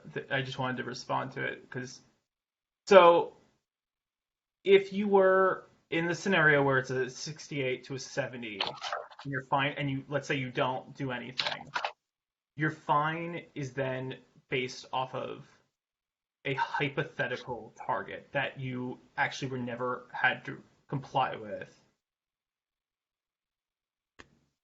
I mean, it functionally it's the same thing. There's no excuse to be at a 68 and not hit a 70. Yeah. Right. Like that's negligent on the individual, the building trying to comply. We all know, but we all know that there can be some noise in Energy Star scores, plus or minus 1-2 points, and so that scenario is what really scares me. That within the noise, my increment of penalty is 50%, and if you're saying hundreds of thousands of dollars all rides on the noise of 1 or 2 Energy Star scores points, and that's terrifying. Yeah, and I actually, for you to say, okay, you're at 68 and there's no reason why you can't hit a 70 and would slip to a 67. I mean, you could have a tenant move in that has a much higher plug load, lots of things could happen. So, I think it's not true that you would absolutely go from a 68 to 70, even if you were making lots of, trying very hard to make lots of improvements to the building. And you might think, oh, of course, I can go from 68 to 70, but you might have, in 5 years' time, you might have changes to the building, particularly in tenants, that could lead it in the other direction. So it's just something to think about. It's not outside the realm of possibility. No, so Annika, then kind of pulling on that thread, let's say 68 to 70, you get a 69, but your site EUI is reduced only by 70, it's reduced by 3%. Is everyone comfortable with receiving still the bulk of the fine? Then that being like the not the performance path that you didn't hit the 20% reduction. Exactly. Because then it's not relative to your target. It's still relative to the performance path. I think we'd have to see that kind of worked out in an example. I'm sorry. Okay. Yeah. So I think this is one of the problems earlier where we were talking about where people needed to choose the path that they were on, and that if they didn't tell us that they wanted to do the standard target, that they default to the performance, and then how do we assess penalties and all of this kind of stuff? I mean, that's really nice in a perfect world, but 2 years into a 5-year period or 3 years in, you might get a law firm that says, I want to take up 3 floors. And are you going to say, no, I'm sorry, because you're going to operate 24/7 and bring huge plug loads with you, and that might mess up my Energy Star score or my EUI, and I can't have that? I mean, tell me a building owner that's going to turn down a 3-floor tenant. Yeah. Yeah, I think we do need to allow for what Matt and Annika are saying, that tenant behavior is important, and tenant turnover and that sort of thing can really change. And there's a lot of noise in Energy Star. So just because someone started in 68 doesn't necessarily mean that they weren't trying if they ended up at 65 or 66.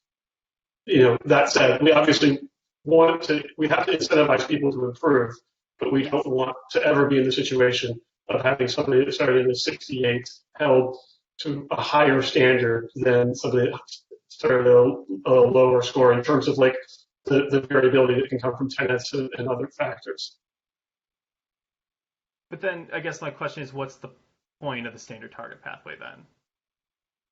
Like, if we're adopting the Energy score as a potential pathway that helps normalize for occupancy, and it's supposedly easier to raise your score some points, and we're worried about noise around the score, then we can't account for that. Then it's moot, and they should just be doing the performance pathway. Well, one thing I think you could do is say that your penalty will never be, or your alternative compliance payment will never be greater than what it would be calculated using the performance path.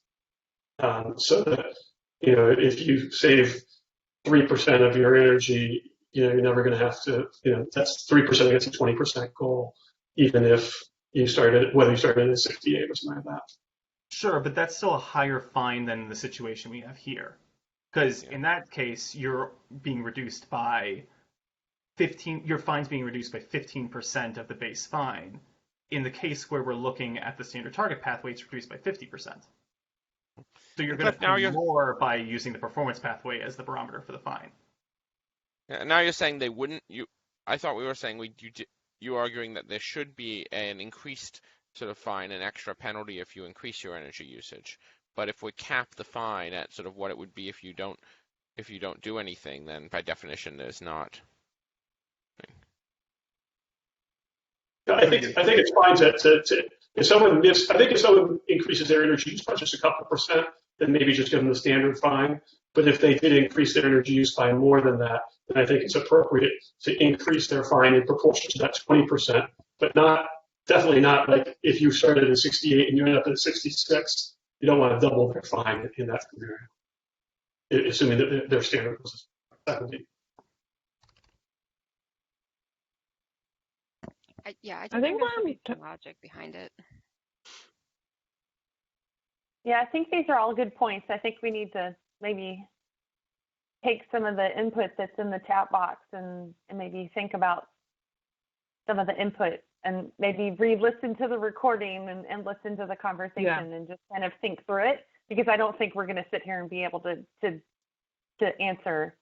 I think we need to do some analysis and really think about this and maybe come back. Yeah, I think what we can build out some specific scenarios and say, just like a gut check of like, is that fair? Because I hear what y'all are saying is like the possibility that somebody who's at a 68 gets fined a lot more than somebody who's a 25 is kind of a little bit crazy, which it is a little bit. But I think the other thing that like I keep thinking in my head is for the standard target pathway, I'll just make this point and then we can move on if we want to, if we're ready to, is, if you are shooting to meet that standard and you don't, then, part of the penalty is that that you're going to be below the standard again the next cycle. So you're going to have to do this all over again. In terms of like non-monetary penalties, like, for sure that you're going to have to do this all again the next cycle. So that's like another thought I had in my head. That's not something that we can like necessarily monetize or anything, but it's definitely like, for sure that you're going to have to do this all over again. So one thought. Any final, we have just a couple of minutes before we need, this is actually the last slide on the rules. And do we want to revisit, we have maybe 2 or 3 minutes to revisit a topic on any of these slides before we need to kind of close out the meeting and talk about the May 26th meeting. Sharon, this is Kudret. I would like to make one comment for your consideration, for this group's consideration, actually. Sorry, I joined late, and if you have discussed this, I apologize in advance. But tying the pathways to Energy Star score, how is it going to work in the future? We're talking about 5-year periods, and as you know, Department of Energy collects CBEX data in every 4 years. Last time Energy Star scores were updated, the current scores, they're based on 2012 CBEX data. So the scores will change, and we have seen plus minus 20, 25 score changes depending on the new data collected and the space type that the model is based on. So I think you should consider that in the long run when the scores change, especially if you're tying those scores to some kind of fines or penalties, it may create some issues for you in the long run. No, well, and we'll make adjustments too. We've actually talked about this in some previous meetings where we'll make adjustments and we'll adjust the standards and adjust all of the medians and based on whatever adjustments happened, because we know they happened in 2018 and we know they're going to happen probably every 4 to 5 years. So yeah, we know. And Andrew, I don't know if you want to add anything to that. Yeah, I think this is a point of discussion about, if we set a standard at the beginning of the compliance period, that's what we're telling people is the standard, and it, makes from a policy sense to keep to that. That becomes difficult when EPA updates the score and erases ever an old standard. There's sort of 2 possible ways we can do it. We can go back and we can recalculate the standard because we have access to historical data for properties now through web services. The other way is we can store a version of that and try to recalculate what building scores would have been under old models. That's really time intensive, but it's definitely possible. Yeah, thanks for that point. Sure. New York was trying to do this for their greenhouse gas emission reduction calculations, and Katie, Ben Silverman, he was going crazy at some point over this. So I just wanted to make sure that you all are thinking, but I'm glad you have already thought about it. Yeah, it's one of the main reasons that we pushed to roll out automatic reporting through web services, so that we would have access to historic data and be able to kind of back calculate information. So it's one of the reasons that we tried to roll that out, and we have rolled it out. Excellent. Good. Awesome. Okay. Any other final thoughts or questions? Actually, I have one question. Do you guys send out meeting invitations for these? I, by total coincidence, joined Katie's meeting last week with Energy Star EPA folks and found out that these meetings were happening. And I went to the website, Katie, using the link from your website, I believe. And that's how I was able to join this meeting. How do I know that this is happening in the future? Yeah, we don't send out formal invites, but they are the same time every other Tuesday. And the same link too? Same for now, yes. Okay, well then I can Yeah, make but my calendar item recurring. Exactly. Every other Tuesday, yep. Do we know how long? Another two, Yeah, 3 from months? 2:30 to 4:30. No, 2 months, 3 months. It may be a while. We Forever, haven't decided yet. Forever. Of course, yeah. They've been going on for 5.5 months so far. Yeah. I apologize. I should have discovered this way too earlier than today. No worries. No, it's fine. I was just joking. There's nothing in the legislation that prescribes like a time start and a time end for the task force, but that's sort of timely of our next slide, I think, Sharon, is to talk about. This is actually a very timely conversation to talk about. Can I ask one more question about fines and penalties? Yeah, sure. Is what? How much are they going to be? Slightly higher than the cost of compliance. We're gonna work with the cost benefit study to determine the final numbers. So is the rulemaking itself not going to include fine numbers? Is the idea to do that as a rule amendment later? No, there are fine amounts in there, but I think that we can adjust them based on sort of analysis that we're getting. So to be more clear, what's the timeline when we would start to see those numbers? That's a good question. I think we need to talk to sort of Nicole and Molly about, sharing that information and just figure out what that looks like. But that's sort of the best answer I have right now is to figure out, I think I told you all that normally we don't share actual specific draft language with folks. And so this is something I have to, run by legislative director or OGC folks and figure out, when and what information we can share. I hope that's helpful. No, that makes sense. The rulemaking will include it when it goes out for public comment. That's your plan for when everybody's going to see the fine amounts. Yeah. Okay. Yep. Okay, so planned for May 26th is a brainstorming session about next phase's task force, because we're going to let the rules kind of go off on their process. We'll have several, we will still scatter some rule conversations here and there based on the process of what we outlined for you guys at the beginning of today's meeting. We just kind of have to see how that process goes. And we know there's still a lot of conversations that need to happen on some of the details around some of those guidance documents and the cost benefit study.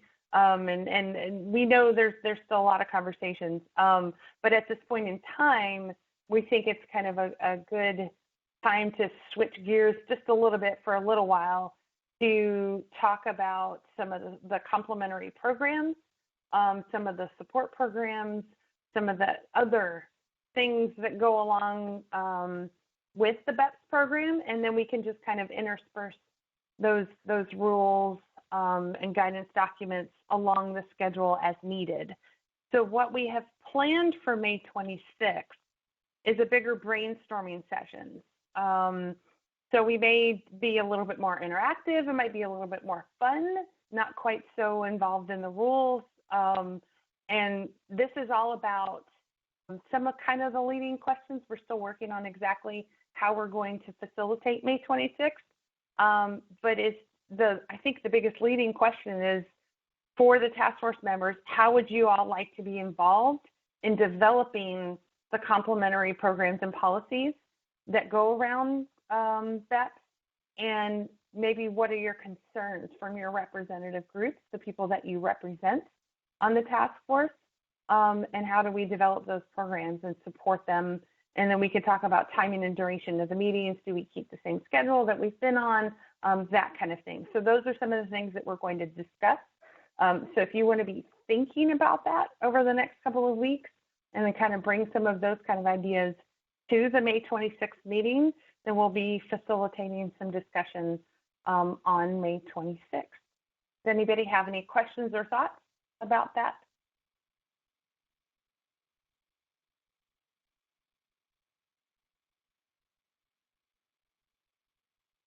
Nope. And then we'll open the floor for any announcements. Does anyone have any announcements?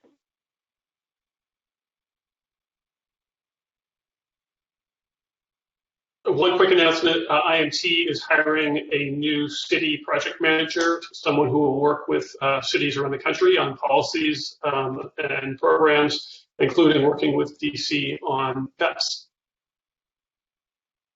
And that position can be found at imt.org/jobs. Thank you.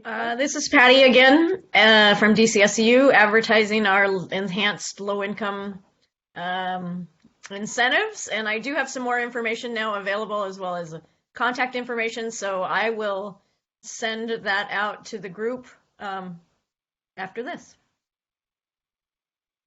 Thank you, Patty. Sure. I don't know. I just want to let everyone know that.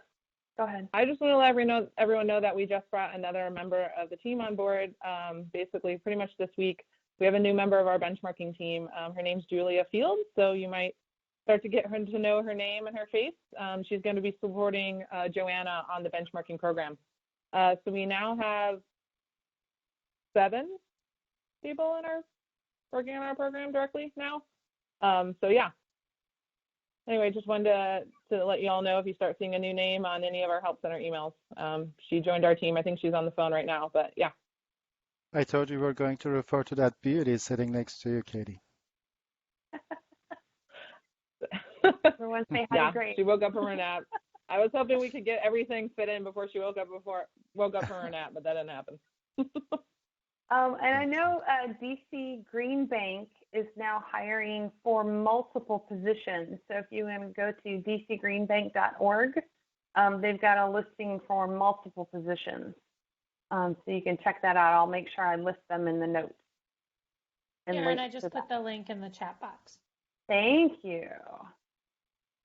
We were reading each other's minds. Any other announcements? If not, then we will close the meeting and stop the recording. Thank you, everyone.